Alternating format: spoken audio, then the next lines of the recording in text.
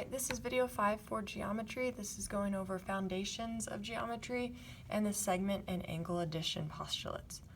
So first of all, we just need to get rid of, we need to figure out some vocabulary. So first of all, a point. It is a single dot and it goes by capital P, and when we draw it, it's just a dot with whatever letter it is. Here it's P. A line goes on forever on both ends and goes through 2 points. And when we write this as a lowercase l, or we can write it as our 2 points with a line over it. Okay, and this is what our diagram will look like. A plane is a flat surface that goes forever through 3 points. Okay, so I kind of think of that as like a sheet of paper that goes through, that's a flat surface. And it's either called with a script R, or we can just say plane ABC, or plane whatever letters it is. So we can draw any flat surface. This is R, or our points A, B, and C. All right, a segment goes on. Let's talk about planes for a little bit more. We can have collinear and coplanar. Okay, so collinear means they're all on our same plane. Okay, that's coplanar. Collinear means I can draw a dot through both of them. Okay, so A, B, and C can't all be collinear right now in this picture because they're all not, I can't draw a straight line through all 3 of them. Okay, but they are coplanar because they're on the same plane. All right, moving on to our segment. It's a part of a line and it stops at both ends. Okay, and when we write this, we would write just AB and we wouldn't put lines over it, or arrows at the end. Or we can always write it backwards.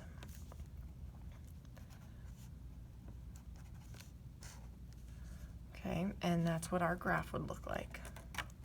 A ray is kind of a combination of a line and a segment. It has one endpoint and it goes forever through another one. So when we write this, we could write this, you draw it how it is with one arrow. Okay, and you always write it the way you see it. Okay, so for our picture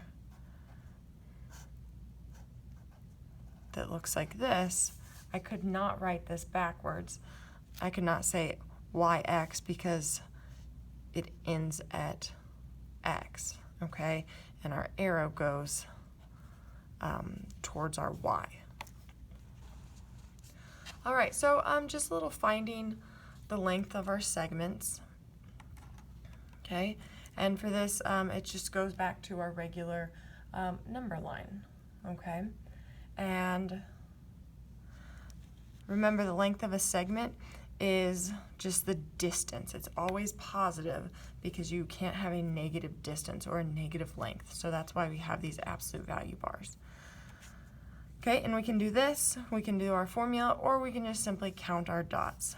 So from A to C, it goes 1, 2, 3, 4, 5, 6, 7, 8 and a half. Okay, from D to C, 1, 2, 3, 4, 5 and a half. From B to D, 1, 2, 3. Okay, it's just the absolute value of subtracting these 2 numbers. Okay, our next little piece of vocabulary is congruent. Congruent has this equal sign with the little squiggle on top. That means that they are the same and equal, okay? And we always put these little hash marks to show that something is congruent. These would be congruent.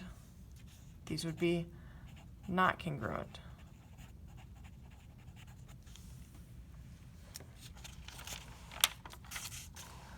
All right, so now we're going to be talking a little bit about our angle addition. So first of all, it says S is between R and T. Always draw a picture to help you. So I know R is somewhere over here, T is somewhere over here, and it says S is between, and it doesn't matter where you write it. Okay, and it says RS is 2x plus 7. ST is 28.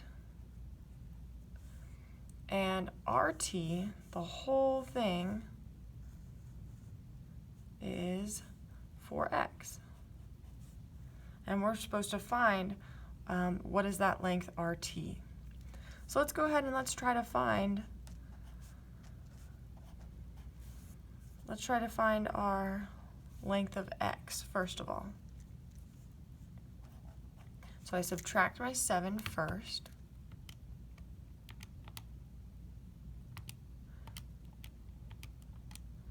All right, and we've got 21, and after I divide by 2, I get 10.5. So then we want to plug that in for the whole length RT so I can figure out what that is. So I'm going to take 4 times, let's get rid of that dot, let's just say 4 times 10.5, and that would equal 42. So that is our length of RT. All right, moving on to some more vocab. I told you there's a lot of vocab here. So first of all, bisect means we divide into 2 congruent parts. Bi meaning 2, and we've got those equal parts. That's what congruent means. The midpoint is the point that bisects a segment into those 2 congruent parts. So that would just be the middle of the segment. So for example here, y is the midpoint because it bisects xz into 2 equal parts of 3. Okay, a segment bisector would be any ray, segment, or line that intersects another segment at a midpoint. So here we have a picture. A segment bisector could be this DB because it bisects AC. Okay, and so we can tell that because we've got these tick marks that show that we're congruent. So actually, AC is also a bisector, and it bisects DB, so they both bisect each other. All right, so now we're going to shift gears into angles. And our angles, first of all, it's formed by 2 rays or sides with a common endpoint. All right, and so here we've got our 2 rays, RS and RT, and that forms an angle. Okay, and the vertex here in our picture would be R. Okay, and just as a reminder to write an angle, you're going to actually draw an angle, and then this could be SRT or angle TRS. The vertex always has to be in the center.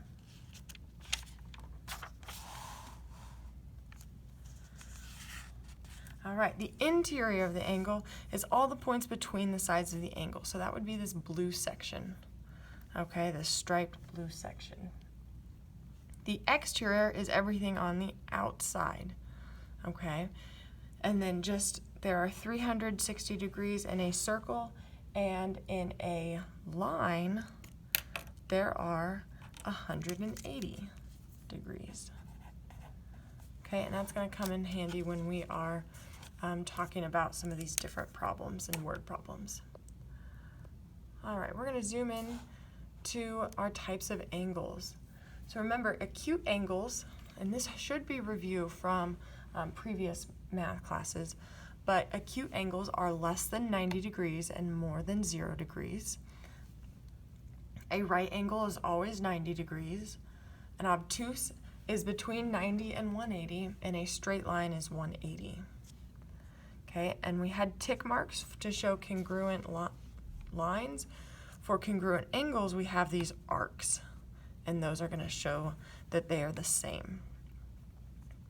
Now for our angle addition postulate, we are just going to take two angles and add them together. So for this, I know my bigger angle, I know a small angle, I want to find the whole angle itself. Okay, and so our QP would be 117 degrees. Okay, and our definition for that is if S is in the interior, so if it's inside of our big angle, then the two smaller angles will add up to the whole. Okay, and this M is just the measure of angle PQS plus the measure of angle SQR. All right, so we also have angle bisectors. All right, and these are any ray that divides an angle into two congruent angles. So JK is going to bisect this big angle LJM,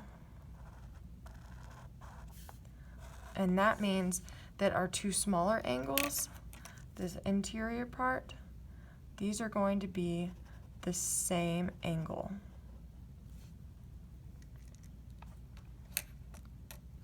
All right, so here we've got an example, and whenever I have examples, I always make sure I draw a picture. It usually helps. So I've got angle ABC, and it says it is being bisected by BD.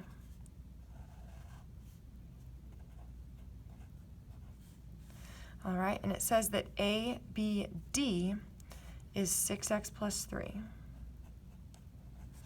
And angle DBC is 8x minus 7.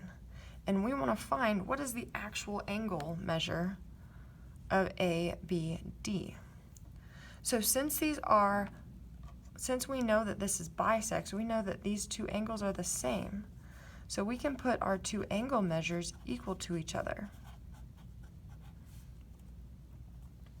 So I can subtract my 6x and add over my 7. So I know 10 equals 2x and x equals 5. But I want to find what that angle measure is. So we want to find ABD. So 6 times 5 plus 3. 6 times 5 is 30, plus 3 would be 33 degrees. All right, so this is have been our notes over our foundations of and segment and angle addition.